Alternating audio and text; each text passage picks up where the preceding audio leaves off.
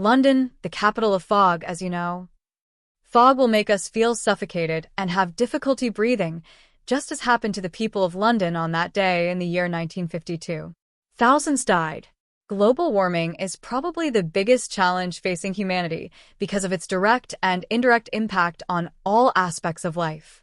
Without exception, if the risks of this phenomenon are not addressed and radical solutions are not found, our ecological system will inevitably collapse and our land will become uninhabitable. The great industrial development, the enormous increase in population density, and the heavy reliance on energy sources resulting from burning fuel and its products are among the main reasons for the great pollution we are witnessing around the world. The world's signs and warnings were many since the beginning. The period of the so-called Great Industrial Development, but the dreams of wealth and great material gains made the officials turn a blind eye to this problem.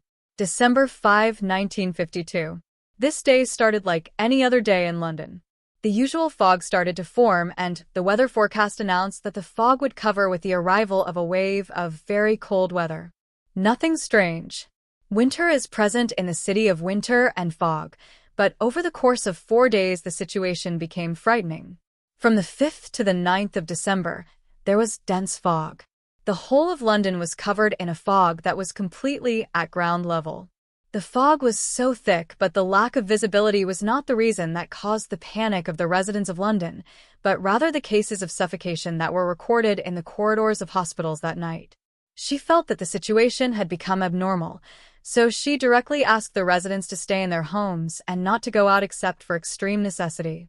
She also asked the residents close the windows and doors tightly to prevent the thick fog from entering the homes, but it was too late.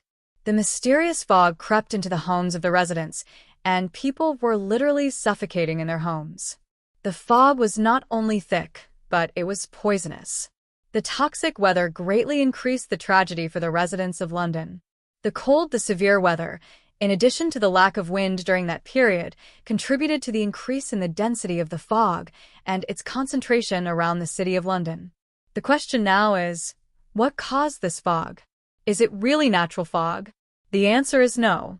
This fog was not the natural fog that we all know, but rather what is scientifically known as thick fog, cooking fog, or smog. From its name it is clear that smoke entered the line. So where did this smoke come from that caused this disaster?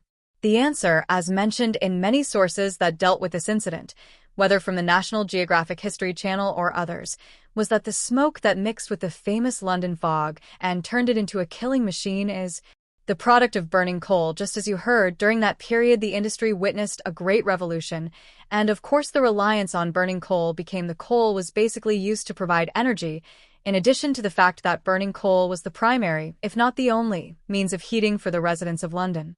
The smoke rising from the Londoners' fireplaces, in addition to the smoke from factories, trains, and means of transportation, with the natural fog, was a deadly mixture par excellence. The fog became fog saturated with sulfuric acid and sulfur resulting from the burning of coal. The irony is that this fog was not the only one that struck London. However, history books and documents did not record any incident of smog of this density and toxicity. The testimonies documented in newspaper articles at the time confirmed on the tongues of Londoners themselves that they had never seen such a cooking situation in their lives. The residents also reported that there was no sunlight at all, so the residents could not tell their night from their day. During these 4 days, traffic accidents have increased insanely, and hospitals have witnessed unprecedented overcrowding. However, the most prominent cases that reached the hospitals, or rather those that were able to reach the hospitals, were cases of severe suffocation, including men, women, and children. Both severe air poisoning affected most of London's residents, and an exceptional situation that prompted London authorities to stop all means of transportation, close schools and factories, and ask residents to stop burning coal. Not only that, because of the density and toxicity of the fog, ambulances and medical service providers were stopped from working and moving, which contributed significantly to the death toll rose to frightening numbers. Outdoor activities and all forms of entertainment stopped. In other words, the city of London, which was full of life, became a city of the dead. The total number of deaths was more than 4,000 as a result of air poisoning. This was the initial result. After the gradual creation of fog as a result of the decrease in the burning of coal, and of course, and primarily, the intervention of divine providence. The winds contributed greatly to removing this cloud from London.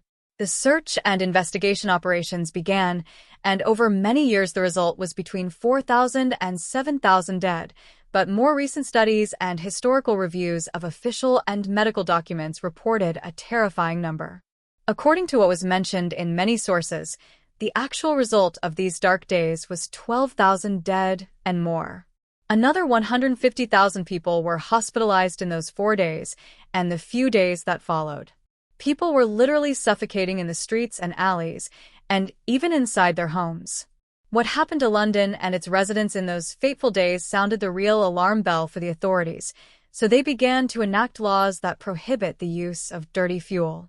It was named after laws, the most prominent of which was the Clean Air Act, which was named by the British Parliament in 1956. It contributed effectively to reducing the level of pollution that covered the skies of London and contributed even more to preventing the recurrence of a tragic smog incident like the one that occurred on December 5, 1952. Of course, these laws were not unique.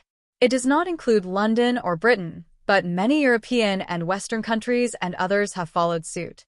But to this day, reports of smog pollution continue to come from all over the world and from major cities such as Mexico, Beijing, Los Angeles, and others. Is there anyone who will learn from history and its news? Because what concerns me in raising this issue is this message. What happened in London is an experience. Today, it extends to include most regions of the world, and who knows, perhaps the lion's share will be ours in our countries. Imagine the world today, London yesterday. Who will contain this disaster, my friends, when it occurs? Perhaps we will see it as completely distant, just as we saw Corona and other disasters that we, the sons of this generation, witnessed as imaginary and will not. It happened overnight, and we suffered great losses, and the same is the case with what is happening in our skies today from pollution and global warming. It is a dangerous matter. Climate change is not evidence for us to spread awareness that begins with our behavior and the behavior of those around us, and let us hope that we will not face in the near future what the people of London faced.